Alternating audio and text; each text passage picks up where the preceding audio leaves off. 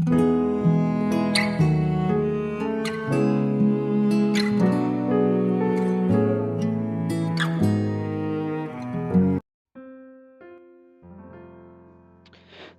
shalom, selamat pagi saudaraku. Saya menyapa bagi saudara semua di Indonesia dari Sabang sampai Merauke, bagi yang di kota maupun yang di desa, dan saudaraku yang ada di Malaysia dan saudara yang di Taiwan. Senang kembali menjumpai saudara pagi hari ini. Saya percaya kita tetap berada dalam kasih dan penyertaan Tuhan kita, Yesus Kristus. Haleluya. Selamat datang kembali di channel Pokok Anggur bersama saya, Yosia Krisbianto. Mari saudara, sebelum kita bersama-sama merenungkan firman Tuhan, mari kita berdoa. Bapa di surga, Bapa di dalam nama Tuhan Yesus, terima kasih buat penyertaan dan perlindungan Tuhan sepanjang malam di dalam istirahat kami. Dan pagi hari ini kami boleh bangun dan kekuatan yang baru yang daripada Tuhan. Tuhan, sebelum kami beraktivitas, kami rindu untuk merenungkan firman Tuhan. Mari ya Tuhan, terangi hati kami dengan firman Tuhan, ajar kami untuk mengerti dan memahami segala kehendak Tuhan bagi kami. Terima kasih Tuhan, ini doa kami hanya di dalam nama Tuhan Yesus Kristus kami berdoa. Amin. Puji Tuhan. Baik saudara, kita akan membaca bersama di dalam Yehezkiel pasal 22 ayat yang ke-30. Aku mencari di tengah-tengah mereka seorang yang hendak mendirikan tembok atau yang mempertahankan negeri itu di hadapanku, supaya jangan kumusnahkan, tetapi aku tidak menemuinya.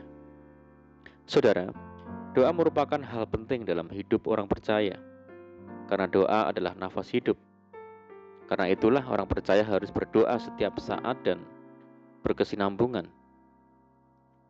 Kata tembok pada ayat nats di atas berbicara tentang doa, saudara. Di Yerusalem ada sebuah tembok yang disebut tembok ratapan, tempat yang penting dan dianggap suci oleh orang Yahudi. Ini adalah sisa dinding bait suci di Yerusalem yang dibangun oleh Raja Herodes. Bait suci itu hancur ketika orang-orang Yahudi memberontak kepada kerajaan Romawi pada tahun 70 Masehi. Orang Yahudi percaya bahwa tembok ini tidak ikut hancur sebab di situ ada Sekinah atau kehadiran Tuhan. Tembok ini dulu dikenal hanya sebagai tembok barat di Yerusalem, tetapi kini disebut tembok ratapan.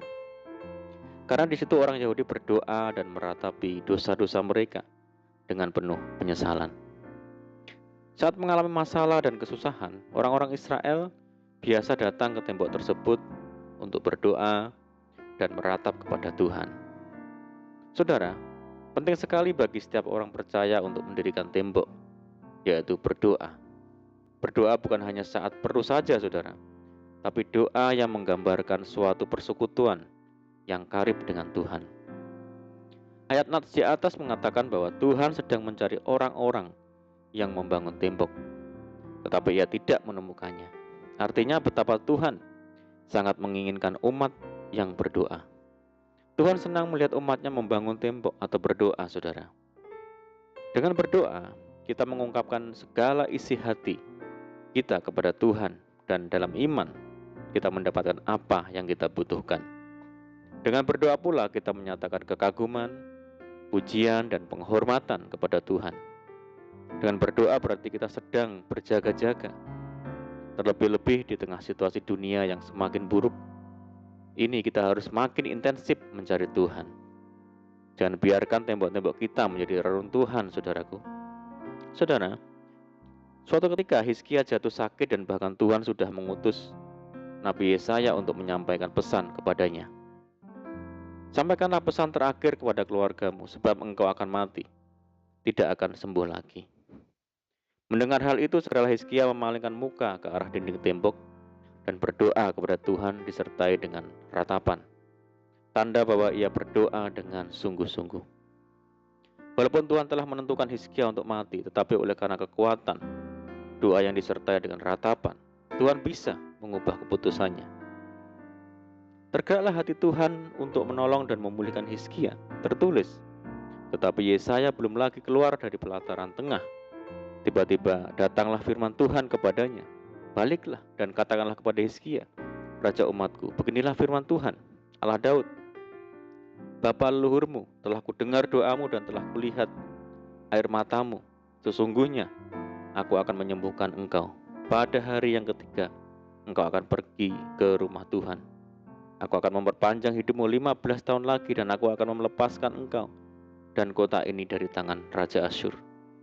Aku akan memagari kota ini oleh karena aku dan oleh karena Daud hambaku. Saudara, hal ini menegaskan bahwa Hizkia sungguh-sungguh meratap di hadapan Tuhan dengan kesungguhan, sehingga Tuhan berubah pikiran untuk menyembuhkan Hizkia dan memagari kota. Mari kita mendirikan tembok doa kita, saudara. Kita berdoa dengan sungguh-sungguh dan ratapan kepada Tuhan. Mendirikan tembok doa, saudara, di keluarga, di rumah tangga, masing-masing. Dan lihatlah, Tuhan akan menyatakan kuasa-Nya dan senantiasa memagari kita dari serangan musuh. Amin. Puji Tuhan. Mari kita berdoa. Bapa di surga, Bapa di dalam nama Tuhan Yesus, terima kasih buat firman-Mu saat ini ya Tuhan. Ajar kami Tuhan untuk mendirikan tembok doa di tengah keluarga kami. Berdoa dengan kesungguhan dan intensitas yang tinggi kepada Tuhan, sehingga kami boleh mengalami kuasa Tuhan, mujizat Tuhan, dan hidup keluarga kami Tuhan yang memagari, sehingga tidak ada satupun musuh yang menyerang kami. Saat ini kami menyerahkan hidup kami hari ini ke dalam tangan Tuhan. Berkati kami hari ini ya Tuhan. Berkati segala usaha kami. Berkati pekerjaan yang kami lakukan lewat tangan-tangan kami. Dan jadikan kami hari ini berhasil dan beruntung ya Tuhan. Sertai kami hari ini dengan penyertaan Tuhan yang sempurna. Dan mohon petunjuk-Mu ya Tuhan, sehingga kami hidup sejalan dan seturut dengan segala kehendak Tuhan. Limpahi kami dengan sukacita dan damai sejahtera hari ini ya Tuhan. Dan jauhkan kami dari segala malapetaka. Ini doa kami ya Tuhan, kami percaya Tuhan mendengar seruan doa kami. Hanya di dalam nama Tuhan Yesus Kristus kami berdoa. Amin. Puji Tuhan. Puji Tuhan, saudara, kita sudah berdoa, kita percaya penyertaan Tuhan selalu ada bagi kita hari ini. Mari kita tetap mengandalkan Tuhan dan tetap semangat di dalam Tuhan. Saya ucapkan selamat pagi, selamat menyongsong hari yang baru. Doa saya menyertai saudara semua. Tuhan Yesus memberkati. Haleluya.